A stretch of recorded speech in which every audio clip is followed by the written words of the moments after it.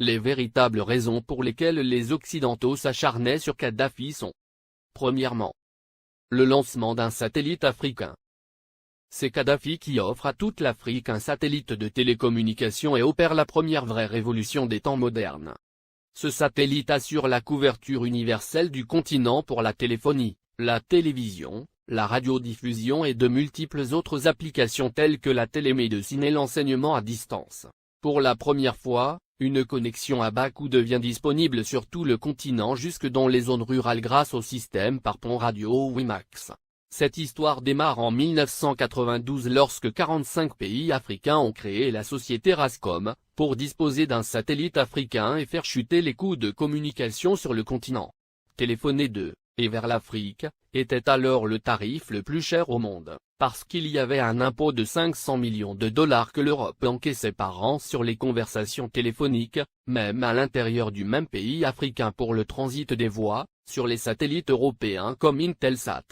Un satellite africain coûtait juste 400 millions de dollars payables une seule fois et ne plus payer les 500 millions de locations par an. Quel banquier ne financerait pas un tel projet? Mais l'équation la plus difficile à résoudre était: comment l'esclave peut-il s'affranchir de l'exploitation servile de son maître, en sollicitant ce dernier pour y parvenir?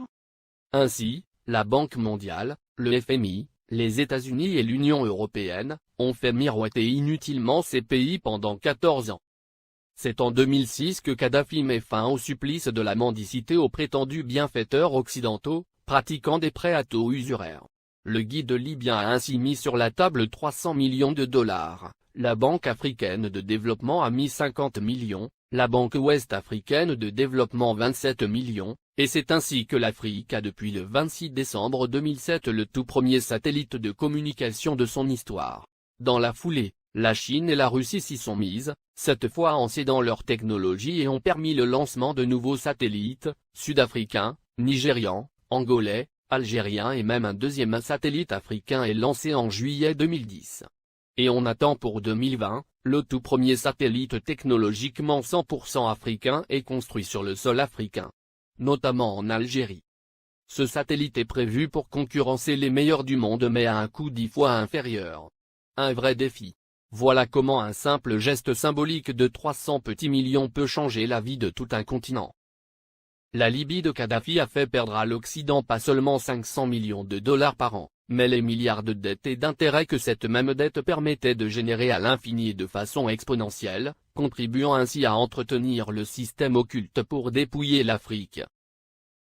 Deuxièmement, l'institution d'un fonds monétaire africain entre autres. Les 32 milliards de dollars saisis par M. Obama appartiennent à la Banque centrale libyenne, et prévus pour la contribution libyenne à la finalisation de la Fédération africaine, à travers 3 projets phares. 1. La Banque africaine d'investissement à Sirte en Libye. 2. La création en 2011 du Fonds monétaire africain avec un capital de 42 milliards de dollars, avec Yaoundé pour siège.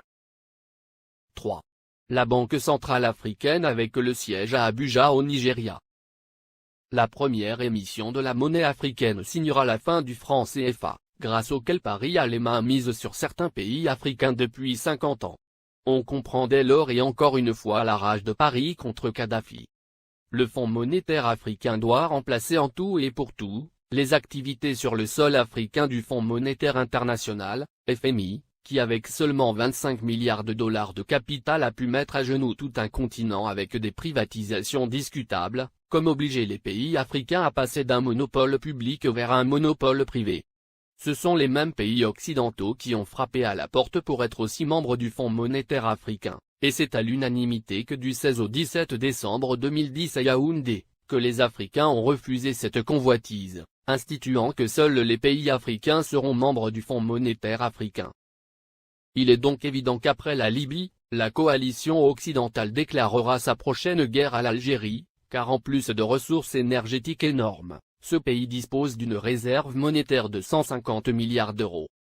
Ce qui devient la convoitise de tous les pays qui bombardent la Libye et qui ont tous quelque chose en commun, ils sont tous financièrement quasiment en faillite. Les États-Unis à eux seuls ont 14 000 milliards de dollars de dette, la France, la Grande-Bretagne et l'Italie ont chacun environ 2 000 milliards d'euros de dette publique. alors que les 46 pays d'Afrique noire ont au total moins de 400 milliards de dollars de dette publique. Créer des fausses guerres en Afrique dans l'espoir de trouver de l'oxygène pour continuer leur apnée économique, qui ne fait que s'empirer et ne fera que enfoncer les Occidentaux dans leur déclin qui a débuté en 1884 lors de la conférence de Berlin. Car comme l'avait prédit l'économiste américain, Adam Smith en 1865, dans son soutien à Abraham Lincoln pour l'abolition de l'esclavage, l'économie de tout pays qui pratique l'esclavage des Noirs, est en train d'amorcer une descente vers l'enfer qui sera rude le jour où les autres nations vont se réveiller. Pour empêcher Mouammar Kadhafi de concrétiser le rêve de millions d'Africains dès 2014, il fallait donc l'éliminer avant, ou perdre le contrôle total de l'Afrique. Voici toute la raison qui guida la France, les États-Unis, la Grande-Bretagne et leurs alliés dans leur campagne contre Kadhafi. Monnaie, Fonds monétaire africain, Banque centrale africaine, télécommunications, transport, États-Unis d'Afrique. Mouammar Kadhafi avait ingénieusement tout planifié, se fixant comme délai l'année 2014 pour la création de la Banque centrale, le Fonds monétaire et bien d'autres encore pour affranchir le continent noir, après un demi-siècle d'indépendance aux allures de paroles suivies d'aucun acte ou de gouverner sans régner. Après avoir émis l'idée en 2000, lors du sommet de l'Organisation de l'Unité africaine, il a obtenu la création de l'Union africaine quelques années plus tard, le guide libyen pousse le bouchon plus loin. Satellite africain et Afriquia, deux idées concrètes pour l'unité. Mouammar Kadhafi pousse ses pairs à acheter un satellite africain pour que l'Afrique ait son indépendance en matière de communication. Il préfinance cet achat avec plusieurs centaines de millions de dollars américains. Il s'est dépensé sans compter.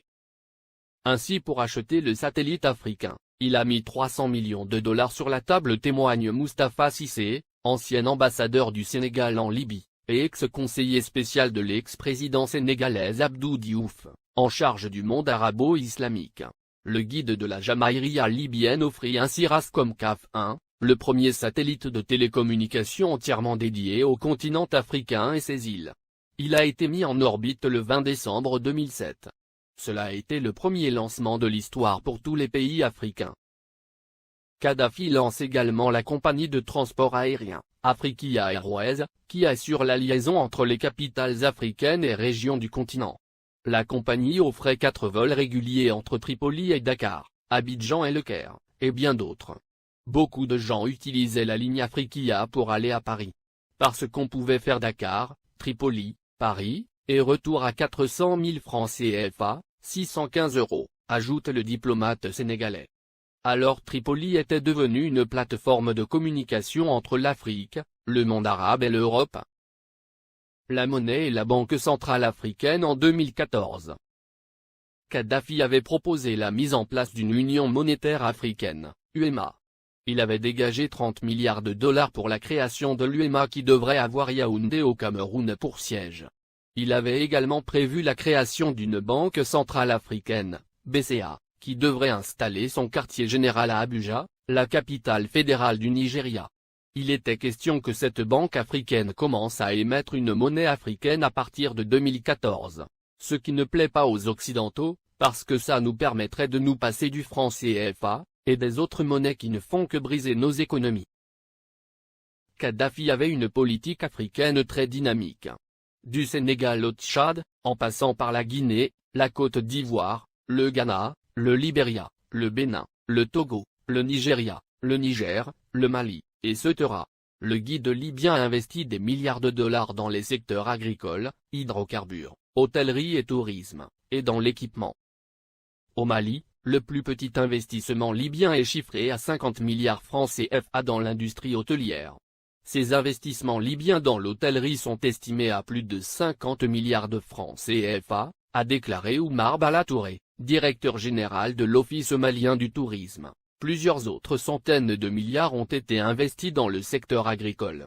Pour les Maliens, Kadhafi est un homme qui s'est engagé pour la cause africaine. Le Conseil national de transition, CNT, est considéré au Mali comme un organe rebelle soutenu par la communauté internationale. Dès le début de la révolte à Benghazi, et l'entrée de l'aviation étrangère, des associations musulmanes et des partis politiques avaient organisé à Bamako des manifestations de soutien à Kadhafi, dénonçant une invasion occidentale. Le guide libyen a, par ailleurs, dégagé plusieurs milliards de dollars pour la création de banques sahélo-sahariennes au Sénégal, Mali, Niger, Mauritanie, Tchad, et Ceuta, et le rachat de plusieurs compagnies occidentales en Afrique pour réduire leur emprise sur les économies du continent. C'est par exemple le cas de Mobil Oil, du groupe américain, ExxonMobil, qui est devenu Oil Libya dans la majeure partie de la sous-région ouest africaine. La Guinée-Conakry doit sa toute première chaîne de télévision à Mouammar Kadhafi. Il le lui a offert au nom du peuple libyen comme présent au peuple frère de la Guinée en 1979. Il a également équipé l'armée guinéenne, de l'armement lourd aux uniformes des soldats pendant plusieurs décennies. Sans compter un appui financier gigantesque. La vie des Libyens de l'ère Kadhafi. 1. La Libye était le dernier pays sur la liste des pays endettés, la dette était à 3,3% du PIB, en France, elle était à 85%, aux USA à 88,9%, au Japon à 225,8%. 2. L'électricité à usage domestique était gratuite. 3. L'eau à usage domestique était gratuite. 4. Le prix d'un litre d'essence était de 0,08 €. 5. Les banques libyennes accordaient des prêts sans intérêt. 6.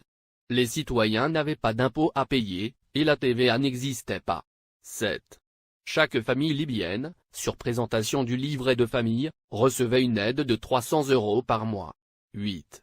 Pour chaque étudiant voulant faire ses études à l'étranger, le gouvernement de Kadhafi attribuait une bourse de 1627 € par mois. L'ONU, la France et les USA ont bombardé la Libye pour défendre leurs intérêts, objectif principal, détruire la création des États-Unis d'Afrique.